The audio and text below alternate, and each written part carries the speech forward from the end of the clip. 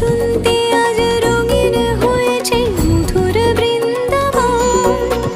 পলাশের রঙে ভরিয়া উঠেছে কুসুমিত নিধুবন। রঙিন আবেশে প্রেমের পরশে হরষিত ব্রজবালা। রাধা গোবিন্দ মাতোয়া রাজ বসন্তে হোলি খেলা।